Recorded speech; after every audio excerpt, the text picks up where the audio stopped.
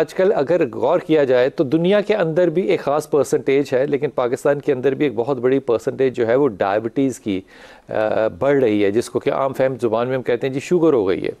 एक तो ये बताइए कि शुगर हो गई है, कब पता, कैसे चलाना चाहिए, क्या सिम्टम्स हो सकते हैं, और शुगर होती क्यों है? अगर जेनेटिकल को छोड़ दें तो कोई हमारी अपनी गलतियां होती हैं, जैसे ज़ुकाम खांसी इन्फेक्शन है, टीबी है, इन्फेक्शन है, तो शुगर भी कोई इन्फेक्शन चीज़ है या क्या चीज़ है, ये कैसे हो जाती है?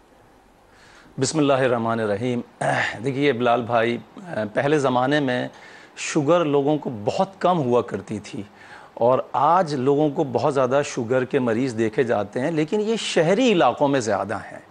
और अभी भी गांव देहात में जो लोग ज़िंदगी बसर कर रहे हैं उनमें शुगर बहुत कम सुना जाता है कि इनको शुगर हो गई। अगर हो भी गई है तो 80 साल 90 साल की उम्र में जाकर पता चलता है शुगर हो गई।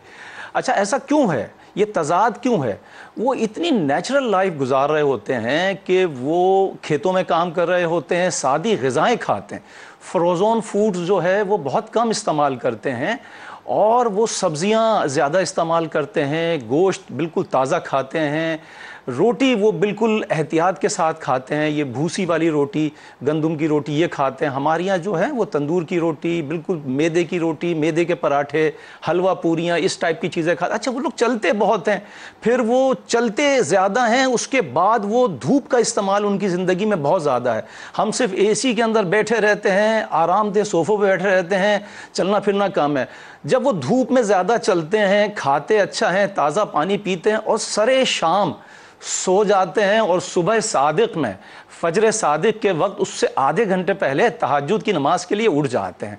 नमाज अगर ना भी पढ़ें लेकिन उठते वो सुबह सादिक में हैं। सुबह सादिक में उठने के बाद उनका जो काम होता है वो सबसे पहले वो नमाज पढ़ने के बाद नाश्ता वगैरह करते हैं, बिल्कुल फ्रेश और ताज़ा नाश्ता। उसमें देखिए सादी ग़िज़ाएँ होती हैं, दही होता है, अगर पराठा भी हुआ तो देसी घी का पराठा होता है, अंडा भी देसी मुर्गी का होता है। वो खा पी के वो अपने कामों पर निकल जाते हैं। और दोपहर का खाना वो आज भी मैंने देखा कि बहुत लाइट खाना दोपहर का, उसमें फ्रूट व्रूट का इस्तेमाल होता है, और जो मगरिब का खाना होता है वो उससे भी ज़्यादा लाइट लेते हैं। नाश्ता हैवी करते हैं, दोपहर का खाना उससे लाइट, और फिर रात का खाना उससे भी ज़्यादा लाइट खाते हैं, और सरे शाम यानी कि मगरिब की इशा की नमाज पढ़ा के वो सो जाते हैं।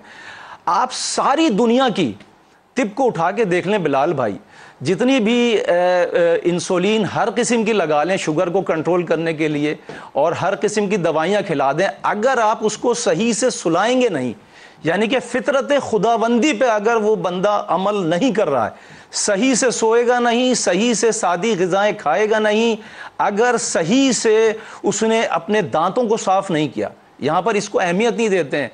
हम दांतों को जब साफ़ नहीं करते हैं, सारी ग़िलाज़त हमारे मुंह के अंदर मौजूद होती है, और वही ग़िलाज़त हमारे जब मैदे में जाती है वो सबसे पहले अल्सर की वजह बनती है, बदहज़मी की वजह बनती है, और बहुत सारी बीमारियां जन्म लेने लगती हैं हमारे। अब्बास भाई, आपने बड़ी अच्छी तरफ तवज्जो दिलवाई, कहीं मैं डॉक्टर साहब को भी शामिल कर लूँ। डॉक्टर साहब, आप क्या समझती हैं कि डायबिटीज़ के आसार होते हैं, सिम्टम्स क्या है? अगर किसी को है उसको नहीं पता, जैसे कि वो कह रहे हैं गाँव में नहीं है, तो लोगों ने हो सकता है टेस्ट ही ना कराए हो, कैसे पता चलता है कि डायबिटीज़ है? अच्छा, बहुत अच्छा ये क्वेश्चन है कुतुब साहब। मैं तो ये कहना चाहूँगी कि जो लोग डायबिटीज़ के टेस्ट करवाते भी हैं, चाहे अपना फास्टिंग इंसुलिन करवाते हैं, HbA1c करवाते हैं, शुगर चेक करते हैं, उस पर आप रिलाई मत करें, क्योंकि 10 से टेस्ट करवाने का कोई फ़ायदा नहीं। अगर आपको उसमें लगता है कि आपकी डायग्नोज नहीं हुई है लेकिन आपको सिम्टम्स हैं, तो उसकी रीज़न ये है कि आप 10 से 15 साल तक प्री डायबिटिक हो सकते हैं बगैर डायग्नोज हुए।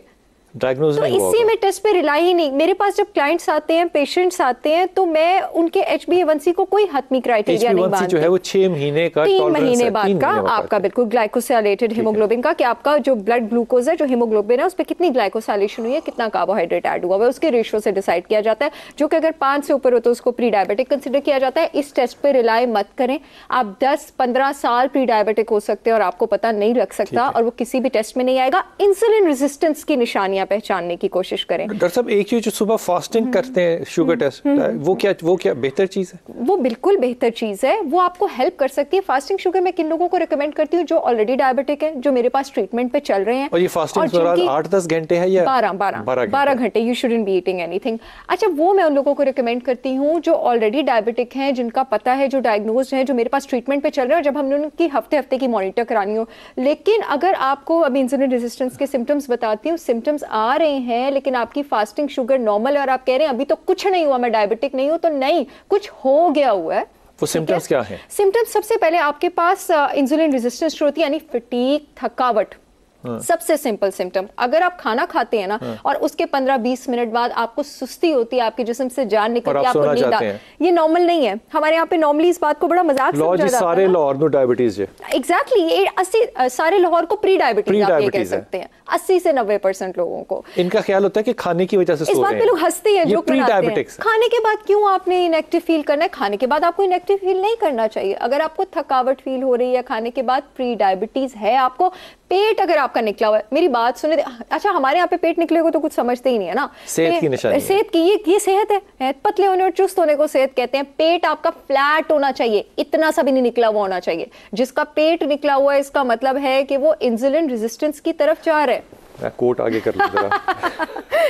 पेट निकलने का क्या मतलब है? पेट निकलने का पेट में क्या है? पेट में सारे ऑर्गन्स हैं, ऑर्गन्स हैं सारे। टांगों और हाथों में, बाजुओं में कोई ऑर्गन है? नहीं है। अगर पेट निकल रहा है तो उसका क्या मतलब है? कि जो पेट के ऑर्गन्स हैं उसके बाहर चर्बी आ रही है। इसका मतलब है जिगर चर्बी की उल्टी कर रहा है। तो फैटी लिवर जहां पे शुरुआत हो जाती है, जहां पे चर्बी आ जाती है, वहां पे दूसरी चीज इंसुलिन रेजिस्टेंस आती है। जहां पे इंसुलिन रेजिस्टेंस आती है वहां प्री डायबिटीज, पेट चिपका होना चाहिए सबका, ऊपर वाला भी और नीचे वाला भी। ऊपर वाले से मुराद है ये जो आपका ये वाला एरिया होता है, और जो नीचे इंटेस्टाइन वाला एरिया होता है, पेल्विस वाला है। ये आपका पेट फ्लैट होना चाहिए। फ्लैट पेट होना नॉर्मल चीज है। निकला हुआ पेट होना लोग बहुत से पतले पतले लोग होते हैं, पतले लोग होते हैं, लेकिन पेट निकला होता है।